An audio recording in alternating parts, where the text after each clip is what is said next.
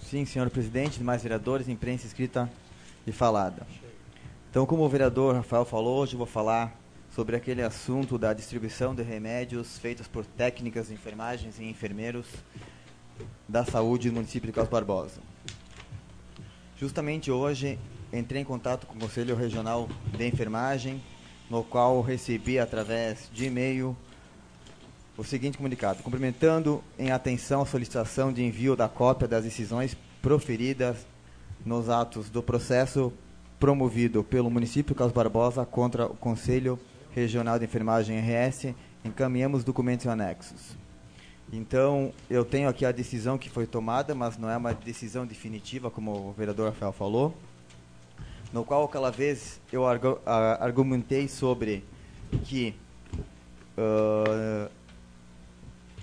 foi feita dia 29 de 1 de 2016, que foi proibido, até o julgamento que foi feito agora em julho, das técnicas enfermeiras distribuíram medicamentos nos setores públicos.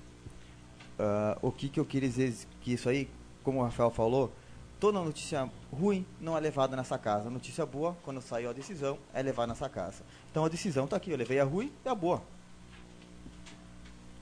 Vou ler aqui trecho da decisão. Conforme já referido em outro julgamento da Corte da Lei 13.021/2014, que dispõe sobre o exercício e a fiscalização das atividades farmacêuticas, não renovou integralmente a Lei 5.991/73, tampouco discricionou de modo específico o funcionamento de dispensários de medicamentos em pequena unidade hospitalar ou equivalente. O artigo 4º, inciso 16 da Lei 5.991/73, constitua o dispensário de medicamentos é o setor de fornecimento de medicamentos industrializados privativo de pequena unidade hospitalar ou equivalente. Cumpre ressaltar que se frustrou a tentativa de extinguir os dispensários de medicamentos, tendo em vista o veto da Presidente da República aos artigos 9 e 17 da Lei número 13.021/2014, que atribuem somente às farmácias a dispensação de medicamentos estabelecida a prazo para os dispensários de medicamentos, transforma-se em farmácias, juntamente por serem figuras distintas que não se confundem.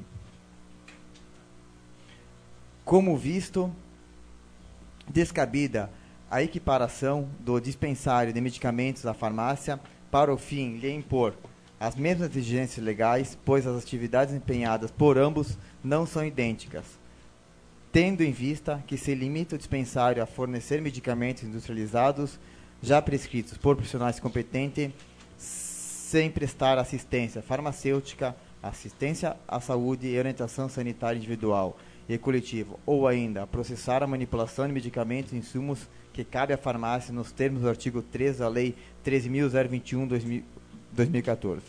Não há dúvidas que as unidades básicas de saúde em questão se enquadram no conceito de dispensar de medicação, desde que conferida a nova interpretação a súmula 140 TFR, reconhecendo, com base a regulamentação específica do Ministério da Saúde, que o conceito de dispensário ali referido abrange também a pequena unidade hospitalar equivalente, com até 50 leitos. Artigo 4º, capítulo 14 da Lei 5.991/73. Embora a jurisprudência tenha pacificado a questão da desnecessidade de presença de um farmacêutico em dispensário de medicamentos, a decisão do Conselho Regional de Enfermagem RS, através do número 08/2016, determina a vedação aos profissionais de enfermagem de realizarem dispensação de medicamentos nos referidos dispensários. O fato que a Lei número 7.498 de 86, que regula o exercício da enfermagem, dispõe no artigo 11 do inciso 2, a linha C, que dentre atribuições dos enfermeiros tem-se-lhe compete, inclusive, a prescrição de medicamentos estabelecidos em programas de saúde pública e em rotina aprovada pela instituição de saúde. Em cognição sumária, vislumbra a probabilidade do direito do agravante, assim como o risco de dano, tendo em vista que o fato em comento está afetando o atendimento da população, com a interrupção do serviço de fornecimento de medicamentos prestado pela agravante. Não causará prejuízo de difícil reparação à população assistida, para antecipar a tutela de urgência, nos termos do artigo 300 do CPC/15. Então, isso aqui não é uma decisão final. Está aqui a decisão, por enquanto, que os técnicos de enfermagem e as enfermeiras podem distribuir medicamentos nos postos. Meu segundo item que eu vou levar hoje na tribuna é sobre o meu pedido de informação número 09/2016. Vou ler ele. Informações referentes às feiras do fabricante do Brás e 25 de março, realizado no último final de semana no Clube Cruzeiro, no CTG Tricelândia. Quem autorizou a realização das feiras mencionadas? Com que base, em qual lei a realização foi autorizada? Qual pela autorização o município cobrou algum tributo ou taxa para a instalação das feiras?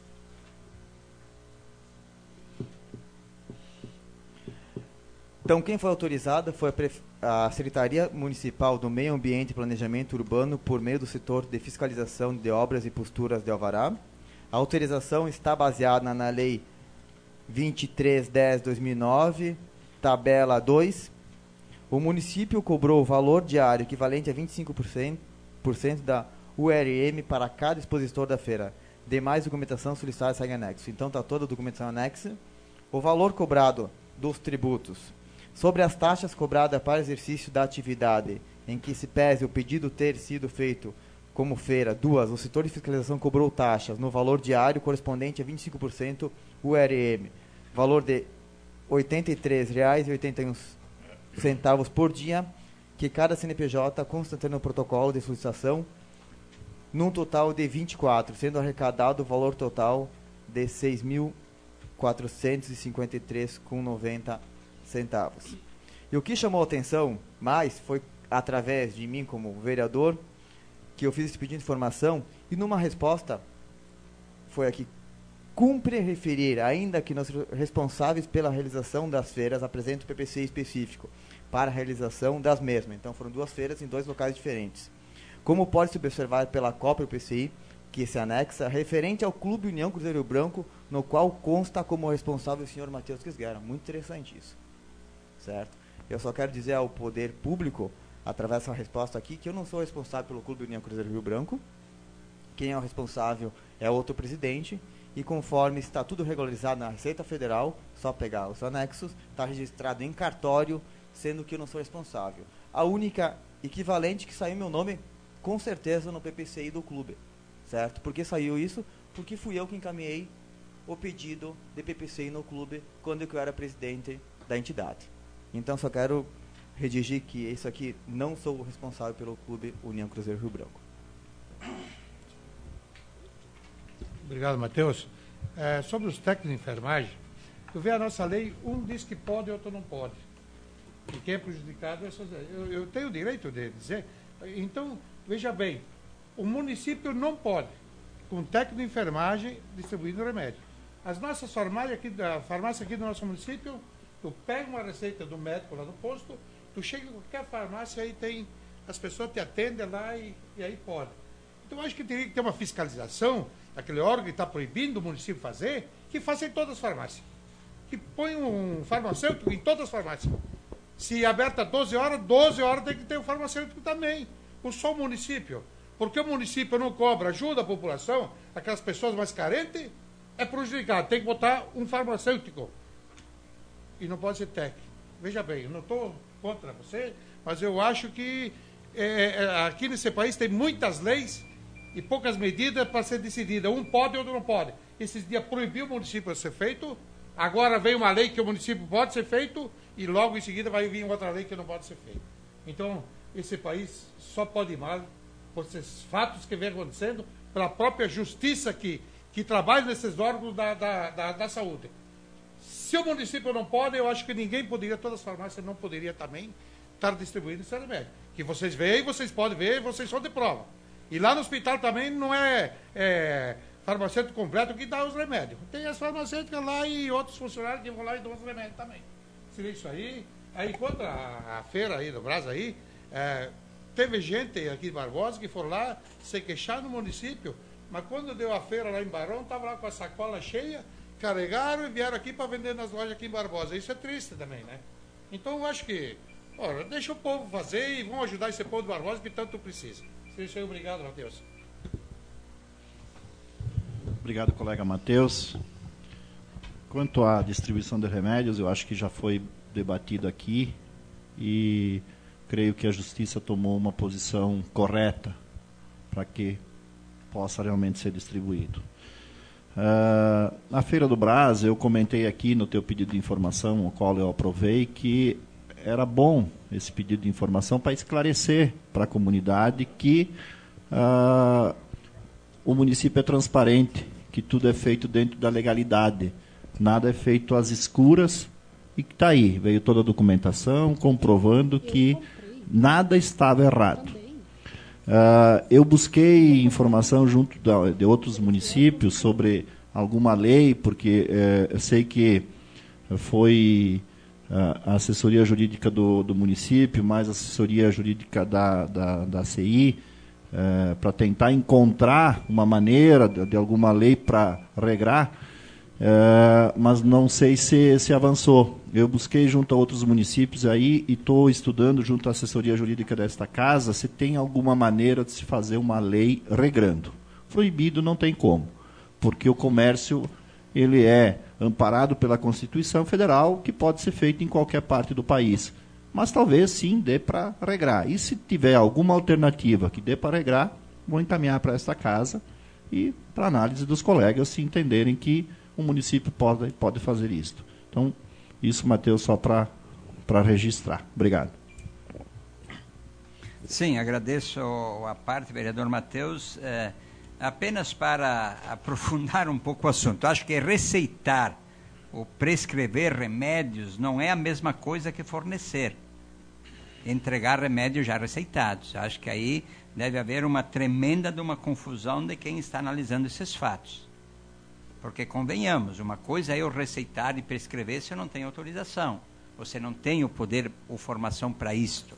Outra coisa, eu vim com a receita e simplesmente entregar o que está prescrito na receita. É aquilo que eu vinha comentando no projeto 50 de antes. A partir do momento que o setor público se diferencia do setor privado em relação a atendimentos e a direitos e a deveres, aí que começa a surgir exatamente essas coisas. Quem é prejudicado? A comunidade. A comunidade como um todo. Tem razão o vereador Davi quando diz que realmente não tem diferença nenhuma. Tu vai com a receita, ora, qualquer um que saiba ler deverá ter a responsabilidade de entregar corretamente. Em relação à Feira do Brás, que assim se diz, eu acho que 2 assuntos ou 2 itens resolveria toda essa polêmica, e não só em Barbosa e outros municípios.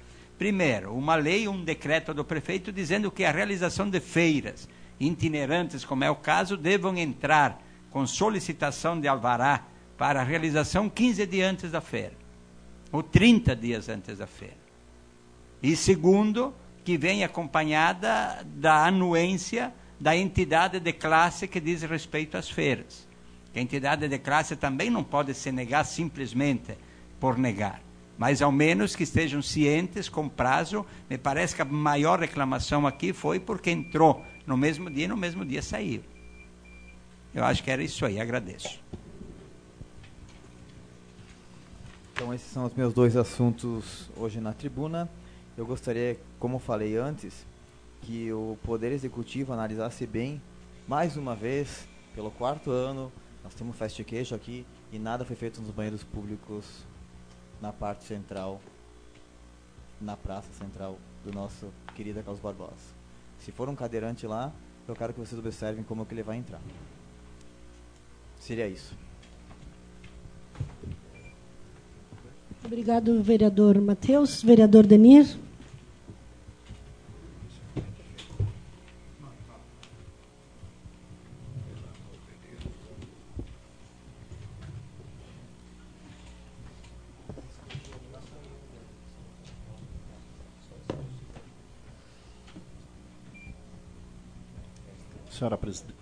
Senhora Presidente, colegas vereadores, imprensa, falada escrita, comunidade que nos acompanha.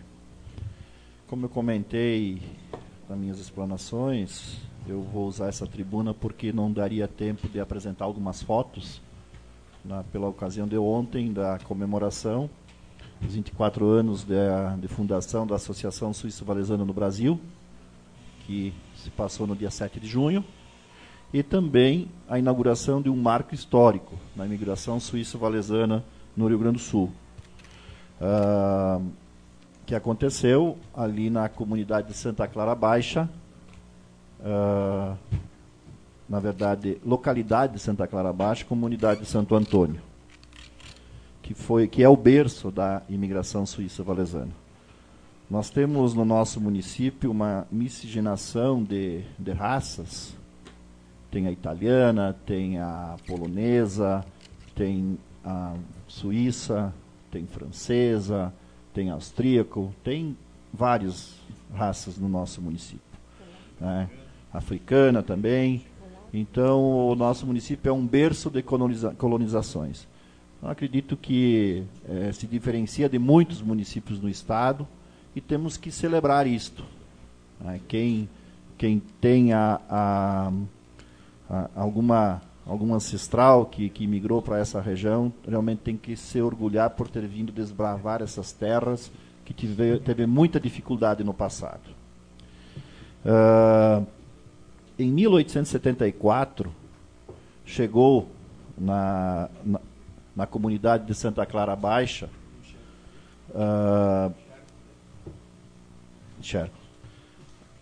duas famílias. A família de Jean-François Gedós, juntamente com sua esposa, Maria Margarida Juris, e 7 filhos nascidos na Suíça. Depois tiveram mais 2 filhos aqui no Brasil. E mais a família, 2 irmãos, o Pierre e o Daniel Roduí. Eles vieram para o Brasil em julho de 1874 para avaliar as condições para uma possível imigração nessas terras, porque tiveram, em 1951, uma imigração frustrada para a Argélia. Eles se estabeleceram no lote número 3, da linha Santa Clara. Esse localizava-se no 7º distrito do município de São João do Montenegro. Hoje é linha Santa Clara Baixa, município de Carlos Barbosa, que na época era a colônia de Montravel, naquela região aí. Tá? Então, os pioneiros, como eu falei, essas famílias, e vieram fazer a avaliação para poder se estabelecer, a qual chegou em 1875, 32 famílias, que também se estabeleceram naquela região de Santa Clara Baixa e Santa Luísa. Tá?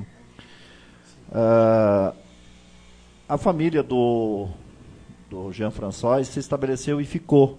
Os Roduí, pelo que se sabe, pelo que conta a história, eles ficaram muito pouco tempo aí e migraram para outra localidade. Tá? Então, essa família teve que superar desafios impostos aos pioneiros, uma terra a ser desbravada, onde tudo estava por fazer. Dedicaram-se à agricultura familiar e criavam pequenos animais. O solo era fértil, mas a mata necessitava ser cortada e não havia mecanização como hoje. Naquela época era muito difícil. Apenas algumas ferramentas, machados, foices e enxadas. O relevo era muito acidentado e dificultava o cultivo da terra e o próprio deslocamento e transporte da produção. E aos poucos foram abrindo trilhas e estradas, andavam e transportavam as colheitas a pé ou lombo de cavalo. Foi difícil a adaptação ao clima e o ajuste das colheitas, com a estação de climas bem diversos da Suíça. A comercialização era difícil, bem como a aquisição de que necessitavas para sobreviver. Tiveram que aprender o italiano, o alemão e o português. Estabelecidos na nova pátria, formavam a primitiva comunidade de Santo Antônio de Santa Clara Baixa. Participaram ativamente da construção de uma capela e a formalização da sociedade, a qual foi elaborados os estatutos e o regulamento da Sociedade da Capela de Santa Clara, aprovado em Assembleia em 1º de setembro de 1881. Então, também é uma das capelas mais antigas de Carlos Barbosa, constituídas, esta aqui. Aí tem as fotos, então, da cerimônia de ontem, Tá? E esta foto, eu gostaria que voltasse, passasse de novo as fotos da cerimônia. Essa cerimônia, então, foi aonde que existia a casa, ali tem a fundação da casa, ainda tem o alicerce da casa que seria centenária. O alicerce tem lá, como eu falei antes também, tem mais de 140 anos aí, e esse poço d'água aí é da época. Também tem 140 anos. O colega Gabriel teve um sítio muito próximo ali, conhece então um pouco daí também, não é? Nasceu naquela comunidade. Tá? Foi feito nesta casa aí, onde que aparece depois a festa de 50 anos da imigração suíça-valesana, em 1925. Ali as terras hoje são da família Canal, reside lá a mãe, a Valéria, Cristina Valéria Canal, que juntamente com a senhora Inês Canal, Gedós Canal, fizeram o adicionamento da placa aí que está aparecendo. A placa tem os dizeres: aqui os pioneiros Jean-François Gedós e Maria Margaride Juris construíram sua moradia por volta de 1880, 1890, porque não se tem uma data certa, mas o que contavam no passado que foi em torno de 1877 a construção desta casa. Nesta casa foi realizada a festa dos 50 anos, como eu já falei, de 1875 em 1925. Então é uma homenagem aos descendentes da Associação Suíço-Valesana no Brasil. A Associação Suíço-Valesana no Brasil, através do seu presidente, ontem declarou como patrimônio histórico da imigração suíça-valesana no Rio Grande do Sul. Então, eu comentei ontem também, por ocasião do encerramento desta placa, que vamos trabalhar junto com a ProArte, com a Associação de Cultura, para que talvez se consiga, por favor, você pode deixar a foto da casa ali, se consiga reconstruir esta casa, porque realmente é um patrimônio. Pode ser, futuramente, se desenvolver ali um turismo, ou simplesmente ficar da associação para os atos da Associação Suíço-Valesana. Então aí a gente vai trabalhar junto com a ProArte, buscar maneiras, talvez recursos em leis de incentivo. Não saberia dizer se tem que ser tombado como patrimônio histórico para poder buscar recurso, ou tem que ser feito antes disto, mas a gente vai estar entrando em contato com a associação para ver a melhor maneira e a viabilidade de resgatar essa história. Uma história de 140 anos da imigração suíça-valesana e que faz parte também do nosso município, e os pioneiros chegaram nessa comunidade e aí se firmaram, e hoje tem aqui em Carlos Barbosa, tem muitos descendentes, além dos pioneiros, de várias famílias suíças aí, como Saltier, de Nicole, e enfim, tantos outros aí, das 32 famílias, muitos têm descendentes em Carlos Barbosa. Então, o colega Daniele pediu a parte. Sim, agradeço ao vereador Denir e te parabenizo pelo assunto que estás trazendo a esta casa. E também, para complementar, dizer que Carlos Barbosa realmente é o berço da colonização suíço-valesana de 1874, da polonesa também, 1874, que ontem também no Castro fizeram a inauguração do capitel. A italiana, em 1873, realmente tem estudos que a família Martinazzo, que mais uma família, chegaram primeiro no Rio Grande do Sul, foi no Forromeco, e tem lógica, porque os estudos indicam que eles subiam o rio Caí, e aí que se picaram, digamos, na beira do rio, e aí depois que subiram até Nova Milano. E a bergamasca, na verdade, claro que é uma descendência italiana, mas em 1877, e diria que Carlos Barbosa, nos próximos anos, deverá necessariamente, independentemente das administrações municipais, mas fazer com que se possa fazer a rota pioneira das etnias que aqui habitaram e chegaram ao nosso município.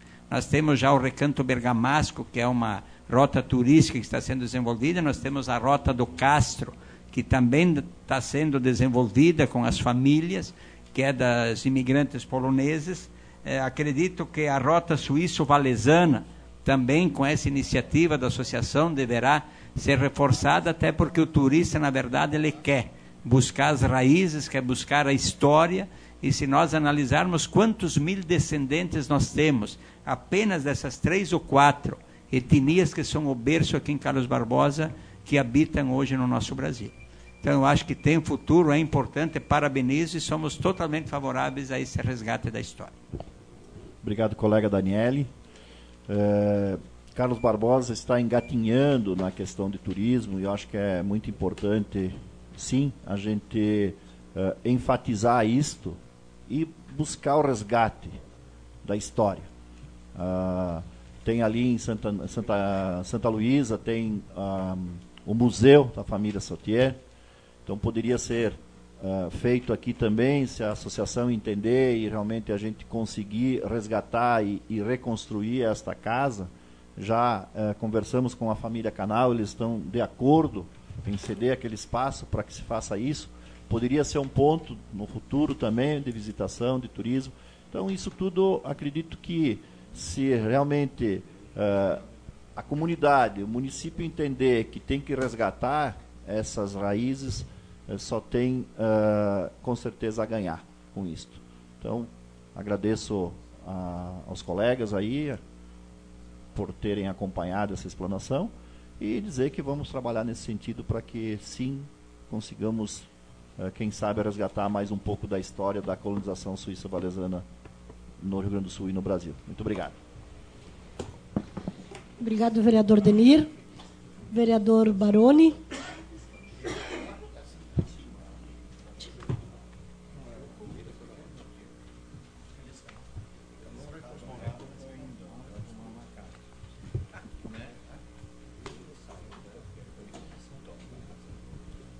Presidente, colegas vereadores, inicialmente queria agradecer ao vereador Valmor aqui pela passagem. Fiquei surpreso quando o vereador referiu que é a última sessão, já passaram o seu mês todo. Então, quer dizer, Valmor, foi um prazer tê-lo aqui. Seguramente terá as outras oportunidades. É sempre bom conviver com pessoas que agregam no nosso dia a dia. Eu venho aqui, presidente, de novo falar no assunto dos projetos 47, 48 e 49, que cria o Fundo Municipal de Cultura, cria o Conselho Municipal de Cultura e o 49 institui o Sistema Municipal de Cultura. Por que eu faço isso, presidente? Nós, aqui, todos os vereadores reclamam que 99,9% dos projetos que vêm para essa casa têm o regime de urgência urgentíssima. Pois bem, esses 3 não têm regime de urgência urgentíssima. Eu achei que era necessário que fosse debatido um pouco mais o assunto, até para entender de que forma que foram criados esses projetos. Então, em razão disso, andamos procurando a diretora da Proarte, a Joyce, e ela fez um apanhado aqui, um relato bem sucinto de toda a forma que foi estabelecida para se chegar nesses projetos. E eu queria dividir isso aqui com os colegas vereadores, para que a gente possa ter um pouco mais de condições de, assim que for levado a plenário, termos condições totais de votar esses projetos. Então, isso se iniciou ainda em junho do ano passado, quando foi assinado o Termo de Cooperação Federativa para adesão ao Sistema Nacional de Cultura. Então, esse é um termo que foi feito pela Proarte ainda em junho do ano passado. A partir daí, uma série de ações foram feitas e é as que eu vou descrever agora, o cronograma que foi seguido. Então, no dia 18 de agosto, foi feita a reunião com o pessoal das artes visuais, no dia 25 com o pessoal do artesanato, no dia 1º de setembro com folclore, tradição e patrimônio histórico, no dia 8 com o pessoal da música, dia 15 de setembro com artes, ciências, artes circenses e dança, e 22 de setembro, literatura. Foram feitos, denominados esses encontros de diálogos culturais. Então, cada segmento teve a sua oportunidade de se reunir com o pessoal que estava montando os projetos e estabelecer as suas prioridades, enfim. No dia 19 de novembro, ocorreu o Fórum Cultural de Carlos Barbosa. Alguns desses eventos, eu acho que o vereador Davi participou, a presidente Lourdes, a vereadora Rosália também, porque vinham convites aqui para casa. Então, alguns vereadores participaram. Eu confesso que eu não fui em nenhum deles. Então, teve esse fórum, que foi no dia 19 de novembro, e aí que foi analisado as demandas de todos os encontros que tinham sido anteriormente promovidos. E essas demandas estão num rol aqui bastante extenso, mas eu quero fazer alguns tópicos apenas para ver que o assunto foi realmente aprofundado bastante dessa forma. Sobre artes visuais, então, fotografia, artes plásticas, as prioridades, as demandas deles seriam a digitalização do Cine Ideale, modernização da estrutura física do Cine Ideale, além de outros. O artesanato pede a comercialização dos produtos em espaço nobre da cidade, trabalho junto à comunidade para resgatar a cultura do artesanato, confecções de produtos com características do município, além de uma série de outras ações. Os participantes relacionados ao folclore, tradição e patrimônio histórico. Construção de um parque de rodeios e eventos, engajamento do tradicionalismo para os estudantes do município, promover a integração dos grupos de ternos de reis da cidade. A música pediu o processo de organização, cadastramento e definição de rumos. Também o reconhecimento do artista como profissão, a música como disciplina em sala de aulas, além de série de outras também demandas. Artes cênicas. Está pedindo aqui reconhecimento da dança como uma arte, trabalho em conjunto com os demais segmentos, local apropriado para espetáculos. Literatura. Exploração de projetos que trabalham com a leitura de obras de autores locais. Criação de um centro cultural. Promover mais eventos e atividades que estimulem a leitura e a escrita. Por fim, de 10 a 12 de dezembro do ano passado, foram realizados encontros também com todos os segmentos, para que cada um deles indicassem representantes, para que assim que formalizado o Conselho Municipal de Cultura, essas pessoas farão parte do Conselho. Então já está todo definido. Então, a Proarte aqui, que vem sendo administrado de uma forma muito correta, muito efetiva, eficaz pela Joyce Kinzel, tem trazido avanços significativos na área da cultura. A área essa tão criticada, que deixava a desejar, mas que ao longo do tempo vem evoluindo, vem trazendo avanços que parecem pequenos. E esses projetos, enfim, terão uma amplitude muito grande que seguramente vão trazer avanços para a área da cultura.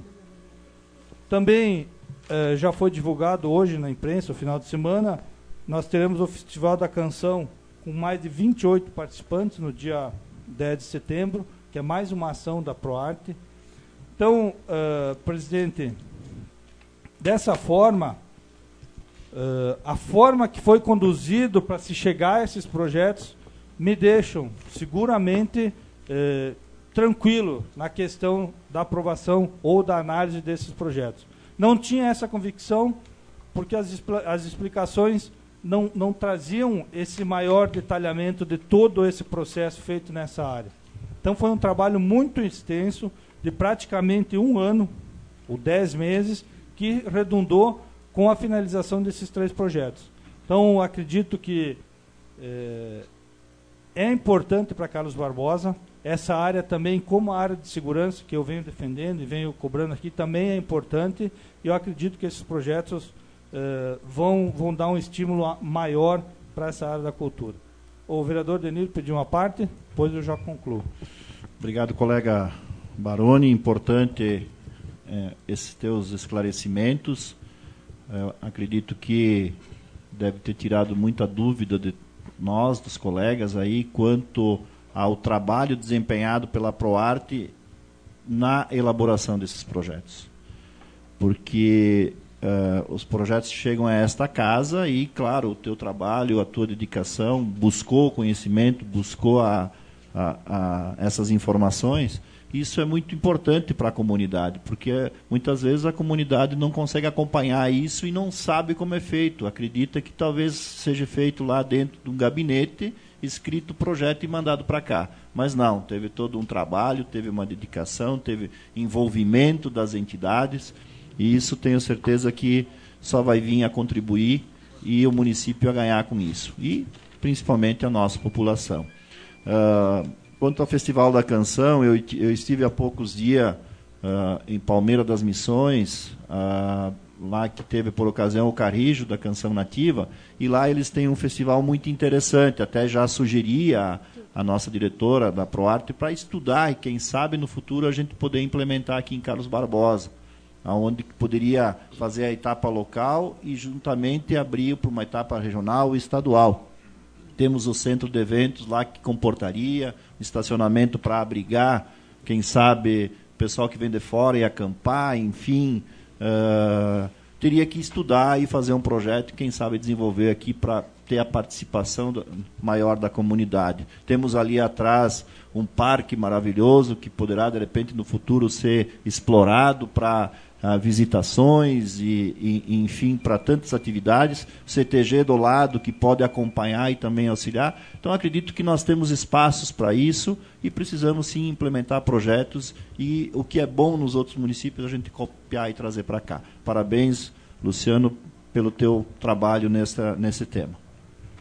Obrigado, Denir. Eu também concordo com o vereador. Todo festival, ação, evento que vem e demonstra que é eficaz, que dá resultados positivos, a tendência é aumentar, abranger mais pessoas e, quem sabe, por que não se tornar realmente um festival regional ou algo parecido. Então, sim de se estudar. Já demonstrou nas edições anteriores que é muito bom, a comunidade toda aprovou. Então, não tem, acredito que não teria empecilhos para que a ProArte estude essa ideia, até porque está na mão de uma excelente profissional que vem provando diariamente no seu trabalho que tem condições de fazer isso. Também, eu já dou a parte, vereador, e dizer que com essas informações sanaram minhas dúvidas, porque eu até havia referido aqui anteriormente que eu tinha dito, quem sabe se convida o pessoal dessas entidades para que venham aqui. Eu acho que não tem necessidade nenhuma. Agora, ouvindo tudo que foi feito, toda a deliberação, acredito que seria ineficaz convidá-los todos de novo para fazer esse debate novamente. Mas essas informações, acredito que eram necessárias. Vereador Valmir, eu agradeço a parte também. Eu tive a oportunidade de ler os projetos atentamente. Eu acho que foram realmente muito bem elaborados, com a participação das entidades envolvidas nesse setor. Porque não adianta o executivo fazer um projeto, encaminhar para casa, nós com mais boas vontades se aprova ou reprova, mas se não tem a participação da comunidade, das entidades envolvidas, realmente não terá o seu efeito relativo àquilo que se espera. E com relação ao Festival da Canção, realmente somos favoráveis, só para lembrar também que na década de 70 teve por vários anos o festival, e quem iniciou, quem fez negócio foi a pessoa que faleceu no sábado, o Marialdo Chies, ele que coordenava, que fazia, e dali surgiram vários cantores e cantoras. Eu cito aqui a Marisa, que cantou por muitos anos no Miramar, o Mesa Casa, que hoje tem o conjunto Alma Nova, e até o Costa, como é que é? Paulo Costa, que também foi oriundo ali daquele festival, e hoje são pessoas, digamos assim, que cantam a bom nível, a nível estadual, ao menos duas, surgiram do festival. Então é importante isso aí, porque desperta talentos, não só no festival, mas assim como teve no final de semana o torneio da escolinha de bocha, como tendo o futsal, do esporte. O que importa é formar cidadãos para a sociedade, para o futuro, e dar oportunidade que eles desenvolvam suas habilidades nos mais diversos setores. E isso o Carlos Barbosa sabe fazer e faz com primacia. É isso aí, te agradeço pela parte. Obrigado, vereador. Vereador Davi, por favor. Obrigado, Baroni. eu acompanhei em 3 reuniões e vou dizer que a secretária trabalhou intensamente. Ela pedia para cada setor que viesse e nas primeiras um vinha, outro não vinha. E tinha aquela dificuldade. Ela quis montar, dizer, cada um participante da área, da dança, do artesanato e assim por diante. E até que foi formado. Então, hoje, o trabalho feito aí, conjunto com essas entidades aí, com os representantes aí, tenho certeza, a roda já está montada. Só falta agora começar a girar e tenho certeza absoluta que isso vai funcionar no município de Carlos Barbosa. Eu juntamente disse que outras coisas, podemos trazer outros eventos, mas agora vamos participar disso aqui. E certamente, quando isso aqui está andando, podemos trazer algo mais para o município nosso aqui de Barbosa. Eu sou testemunha que ela está fazendo um trabalho sério para funcionar assim, todo o setor, todo ele. Da cultura, tenho certeza absoluta, e vai dar certo. Obrigado, vereador. Vereador Ari, por favor. Obrigado pela parte. Vereador Luciano, acho que está de parabéns. Eu também, como presidente dessa comissão, me inteirei e li todo esse projeto. Eu acho que Carlos Barbosa se ressentia há muito tempo de projetos sobre a cultura. Quantas vezes aqui foi debatido que nós poderíamos ter recursos oriundos da cultura e nós estaríamos desperdiçando. O projeto sempre é bom quando brota da comunidade. E, pelo jeito, este brotou da comunidade, porque foram ouvidos todos os segmentos que fazem parte da cultura de Carlos Barbosa. E isso é bom. Não importa quem seja o executor do projeto, mas sim ele deve ouvir a comunidade. E tendo ouvido a comunidade, eu tenho a tranquilidade para votar favoravelmente a esse projeto, com certeza. Obrigado. Obrigado, vereador Ari. É bom ouvir isso que os colegas vereadores falam, porque é justamente isso. Eu fico contente quando vejo que alguma coisa no município dá certo. Seja a escolinha de bocha lá que o vereador Valmir referiu, que eu ouvi também no final de semana, que começou timidamente com 7, 12, depois foi para 20, não sei, que já não tem mais vaga num turno. Isso é muito bom. É importante, como esse festival de outrora aí, que revelou vários talentos, quem sabe agora surge de novo, que o próximo governante que assume, independente de partido, que dê sequência a esse trabalho, para que realmente saiam daqui talentos. Acho que isso é importante no nosso município, seja na escolinha de bocha, seja nesse festival, ou nas escolinhas de futsal que tem por aí, outras mais. Então, quero dizer mais uma vez, presidente, que sanei completamente minhas dúvidas em relação a esse projeto. Acredito que, se pude auxiliar para que algum vereador também tenha tirado alguma dúvida, fico contente e acho que essa Câmara pode atender de maneira correta o seu papel, debatendo os assuntos antes de votar, do que simplesmente trazer aqui, botar em votação sem a gente se aprofundar mais. Então, era esse o meu intento e agradeço a atenção e a colaboração dos colegas. Obrigado. Ok, obrigado, vereador Luciano.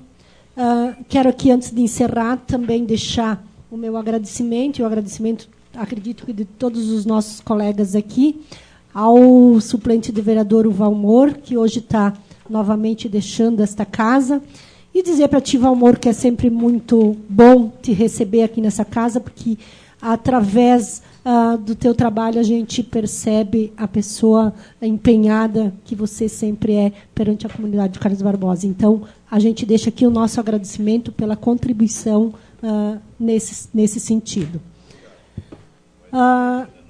Agradeço a presença de todos os vereadores, da imprensa, da população que nos acompanhou. Convoco todos vocês para a próxima reunião, agora dia 27, aqui no plenário Ivaldo Lose, aonde